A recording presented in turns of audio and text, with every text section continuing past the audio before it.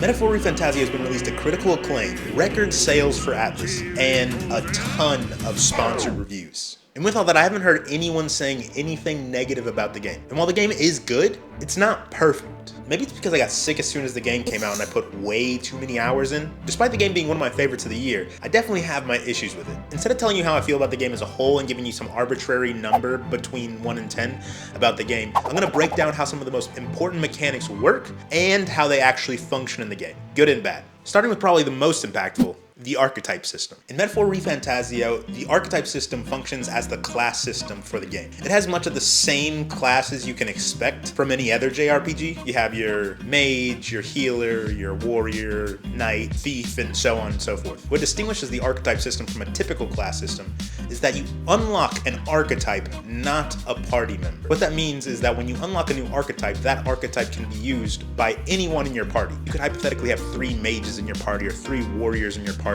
and mix it up however you want to. There are 14 different types of archetypes total, but each archetype has its own tree, so you can go to a more advanced level of that class or that archetype. The archetype that you choose for your party member also dictates the equipment that that party member can use. So an archetype, say a warrior, would get access to a greatsword, or a mage would get access to a staff. And each archetype comes with its own specific stats and skills, all which it can gain through leveling up the archetype, which comes from a different set of experience that I'll talk about later in the video when I talk about progression. Different party makeups with different archetypes can also be used to use something called a synthesis skill. Essentially, that just means you combine 2 archetypes that you're currently using that typically deals more damage than a normal skill would. But it might require a warrior and a mage, or 2 warriors, or whatever the combination might be. And another layer of customization that can be applied to the archetype system is that after you unlock a skill with an archetype, you can then use that skill with different archetypes through a few skill inheritance slots. As the game goes on, each archetype gets more skill inheritance slots. While I love the customization options and all the different viable ways you can win a battle with the archetype system, it does take a little bit of the individuality away from any of the party members for the story. There's practically unlimited ways you can enter a battle.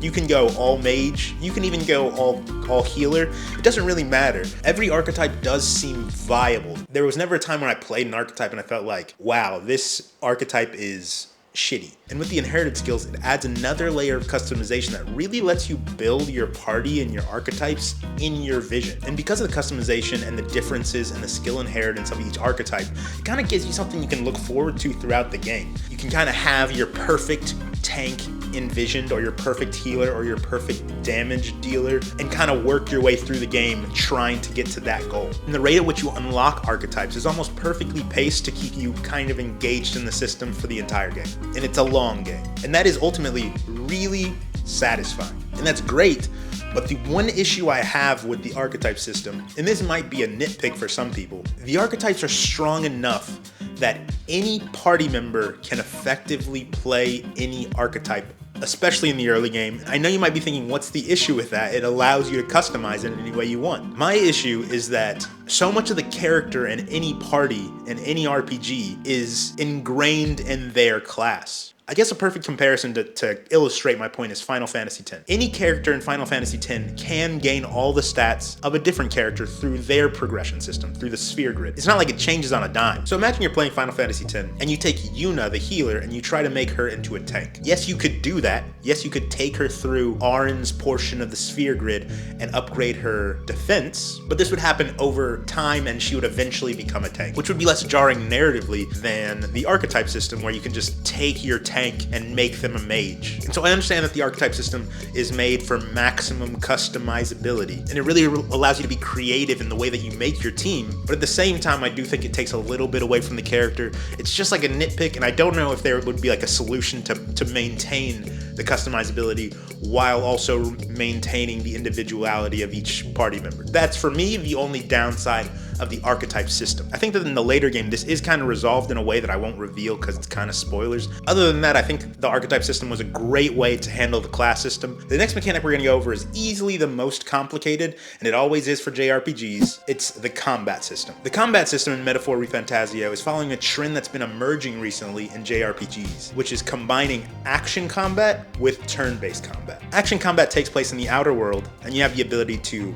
attack, dodge, and then sometimes trigger a support action from your party. As I mentioned earlier, the weapon that you use in action combat is dictated by the archetype that your protagonist has currently equipped. And just like in turn-based combat, each monster has its own resistances and weaknesses, and those can be exploited through the type of weapon that you're using. So let's say a staff will use magic attacks while a sword will use physical attacks. Each archetype also has a passive ability that is specific to the protagonist that allows them to reap some kind of benefit in the outer world during action combat. One would be the mage. If you stun or defeat an enemy in action combat, then you gain 1 MP. Another would be the merchant. If you stun or defeat an enemy, then you get extra money. And there's one of those for every archetype. Weaker enemies can be defeated from action combat, so you don't need to go into turn-based battle with them. You can attack them and collect the rewards for beating them without ever entering turn-based combat. Stronger enemies, however, can be stunned, but they can't be killed in action combat. And also, action combat can be avoided entirely,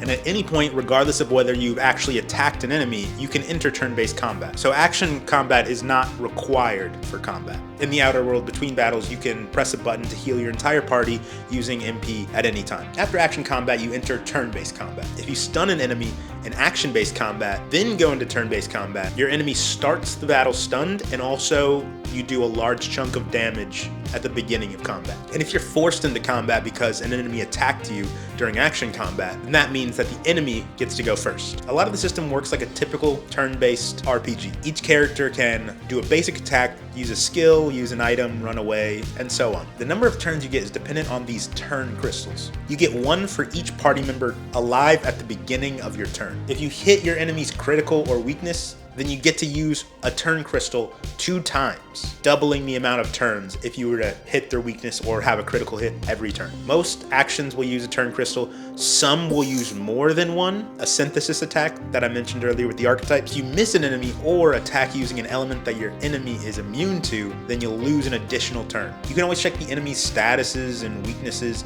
if you found that information out already. There's a front row and a back row. You do and receive more physical damage in the front row, and you do and receive less physical damage in the back row. You can move rows freely without costing you a turn. So all that really matters is where you finish your turn. The things you're trying to decide between when you're taking your actions are, do you want to do your physical damage or magical damage? Do you want to do a single target attack or multi-target, buff your teammates, debuff the enemy, and so on? Everything I've said about your turn-based combat applies for the enemy as well. They have turn crystals. If they hit weaknesses, then they get an extra turn, and so on. The only difference with the enemy is that the amount of turn crystals they get is not always dictated by the amount of enemies there are. And on hard mode, every enemy gets an additional turn crystal. The last quick thing to mention about combat is at any point you can turn it on to auto combat and just set tactics for your party to do. And also at any point on your turn during combat, you can entirely reset the battle, but that means if you started out getting ambushed by the enemy, that's how the battle's going to restart as well. The combat overall felt fun, strategic, and diverse, but sometimes it felt unnecessarily punishing and unbalanced. So there are a bunch of different types of enemies with a bunch of different types of little quirks that you have to work around to beat them. And this keeps you kind of always on your feet, changing your combat strategy when it comes to turn-based combat. You'll find that you'll need to be changing your archetypes pretty consistently in order to succeed against certain types of enemies. And so all this diversity does keep it fresh and does add a pretty heavy layer of strategy that's required in this game for the combat. While I can't quantify it, the UI, the animations, and the flow of the turn-based combat is probably the best I've ever experienced in a turn-based RPG. I mean, all the cutscenes are skippable pretty much immediately. You don't have to change a setting for that. You can watch them if you want to. You can take as long or as little of time on your turn, so it makes the combat go by pretty quick, or it'll feel more like a chess game if you're feeling like you need a really good strategy to beat a tougher enemy. The action combat is really basic, but it's smooth and it's pretty fun, but it's definitely not the meat and potatoes of combat. The reason I say it can be punishing or unbalanced is because action combat, while I said it's not the most important part of combat, it is often the most impactful part of combat. This kind of tapers off late game, but early game, the largest deciding factor of the outcome of a battle is how you enter that battle. I played on hard mode, so maybe that's affecting this, but it often felt like when I entered a dungeon, I either could kill every enemy in action combat, or the battle would just entirely be decided on who got the first hit. If I would get ambushed by an enemy, it was essentially over for my party. They would almost wipe out my entire party every time, or they would wipe out enough party members for it to be unwinnable. And these are just basic enemies as well. But on the other side of the coin, if I were to stun an enemy, I could pretty much always win the battle without them ever attacking. And that's what I mean when I'm saying unbalanced. I mean, enemies that could definitely beat me would also never get the chance to hit me, just depending on the very basic action combat system. So going into combat without full HP every time was pretty much a death sentence if I got ambushed. And so if you are ambushed and they kill every one of your party members except for one, you can retry the battle, but the issue is you're gonna be ambushed when you retry too. So what I would end up doing if I found myself in a battle that I couldn't win is I just press the autoplay button until my whole team was wiped out, so I could re-strategize and not get ambushed next time. Punishing combat is not bad inherently. In fact, I love Souls-like games, but the reason it doesn't work in this instance is because it's punishing based off of such a small aspect of overall combat. You're punished based off of the action combat, which is, it essentially functions like a mini game, it feels like to me, as far as combat goes. I do have to note that this becomes significantly less impactful later game as you develop more strategies, as you develop more archetypes, and as your stats develop in your party. But it's still pretty impactful late game as well. And that's probably my biggest criticism of this game in general, is the imbalance between the importance of the action combat and the impact of the action combat. Let me know if you agree, because this could just be me. I haven't heard anyone else mention this, which is crazy to me, because I mean, it's not that it like deterred from the whole game. I loved the game, obviously. I spent like 80 hours playing or something. It may be that it's just an issue on hard difficulty. It's immediately noticeable. It doesn't really let up until much later in the game. I do want to say that this doesn't mean that I didn't enjoy combat. I had a lot of battles that felt like I was really strategizing. I felt like I had epic drawn out battles against tough enemies that I really enjoyed. But there was also some times when I'd be in dungeons completely avoiding combat, because if I got into combat, I would just for sure get massacred or have to use all of my items before the boss, and that's something I didn't want to do. So let me know in the comments if you had a similar experience, if you actually liked this experience or you didn't like it, whatever. Let me know what you think about the combat in the comments. The next thing we're going to talk about is probably the most satisfying part of RPGs.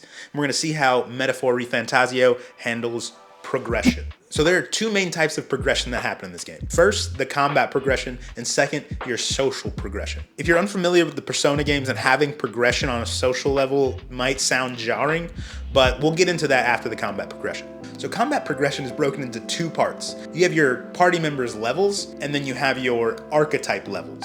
So each battle you get archetype experience and party experience. So when party members level up, they receive a predefined stat boost of 2 points into things like endurance or agility or strength. The only difference is the protagonist receives 1 predefined point, and then you get to allocate the second point for each level. Individual archetypes can level up as well to a max level of 20. Each party member has to level up each archetype individually. So if one party member has the warrior at level 20, that doesn't mean that every party member can use the warrior at level 20. Each party member would need to raise the warrior up to level 20 individually. Leveling up an archetype boosts the archetype's stats, very similar to a party member's stats when they level up, but then also archetypes can unlock new skills that can be used for skill inheritance. There are also certain items that'll grant experience to your archetype. So you can use an item to grant 1,000 experience to any individual archetype of any individual party member. At max level, archetypes convert their experience into those items that can be used to level up other archetypes. So combat progression in this game is mostly very basic and not very impactful outside of unlocking specific archetype abilities. Yeah, stat boosts are great, but if you get like 1 additional attack point, that's not going to do much when weapons give you, 200 or 150 pretty early in the game. So stat boosts don't actually feel very impactful as you're playing throughout the game. Of course, they can stack up long term if you dedicate all of your allocated stacks for your protagonist to one stat, but that's kind of long term thinking. So the impact that leveling has on stats is not nearly as significant as just equipping items. It does feel impactful to level up your archetypes to get specific skills to maybe use on a different archetype. That's what makes combat experience and combat progression worthwhile, because you do have this vision. Once you start unlocking different archetypes and you start seeing new skills, you kind of start creating an idea in mind of the kind of class you want to create. And so through combat progression, you can create that. And that does make combat progression feel satisfying. And I can't say it enough how amazing it is to have the archetypes produce those items that can be used to benefit other archetypes. I would never use a maxed out archetype otherwise. I'm the kind of person who would like feel guilty for wasting experience. So giving me this item makes me not feel guilty, and I love it. Next, we're going to talk about the social progression of the game. And if you don't understand the story of the game, this won't fully make sense, so I'll give you a quick rundown. Essentially, there's a competition amongst the entire country to see who will be the next king. And the competition is measured through a magic that essentially sees who people support in their hearts. And so every person is ranked by how popular they are. And essentially, you want to be a candidate who wants to raise their ranking. And so, with that being said, there are 3 types of social progressions. There are bonds, royal virtues, and ranking. Starting with the widest is the ranking. Essentially, at any point you can check how you rank amongst all of the citizens of the kingdom. There's nothing specific you can do to raise or lower this. This just goes up as you accomplish larger tasks that affect the entire kingdom. The second thing is royal virtues. There are 5 royal virtues that can be enhanced through different activities. Some things can be enhanced through quests, but all the royal virtues can be leveled up to give you access to new quests. For example, wisdom is a royal virtue, and you'll need a level 2 wisdom to take a certain quest, because if you don't have a level 2 wisdom, you're not wise enough to convince the quest giver to give you the quest.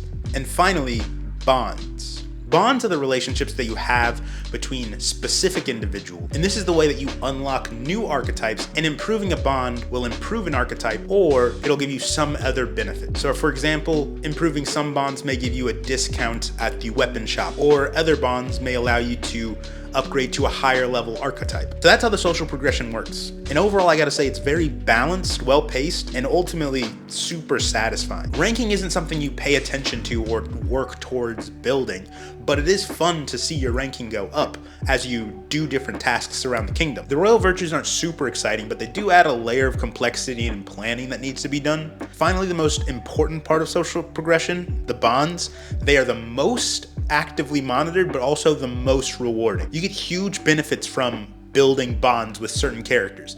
Not only that, but you also further side characters' arcs throughout the playthrough, and I gotta say, like, some of them are super heartfelt. Brings a tear to my eye. They get you right in the feels. If you haven't played this game, but you've played the Persona series, do you love social progression in games, or is that like just something you have to get through? And if you've never played a game like this, does this sound weird to you? Is this something that would deter you from playing this kind of game? Let me know in the comments below, but if it is something that is a deterrent for you, I would say give it a try. And I think that you could be surprised if you played the game. The last thing I'm going to talk about as far as the mechanics of the game is the breakdown of the gameplay loop itself. In this game, there are 5 days in a week, and each day is broken into 2 parts. The afternoon and the evening. Most every action you take during these 2 parts of the game will progress time forward. So if you see that one of your bonds can be progressed, you can go and progress that bond, but it will move time forward. And in general, as you're playing, there's some sort of story-based deadline that you're always heading toward. Going into a dungeon takes a full day, so you have to do it in the morning, and it will take both daytime and nighttime, and you won't have the ability to do any other actions that day. Everything else in the game that takes time only takes 1 block of time. Traveling to a new location also takes time. Before you travel, it'll tell you how many days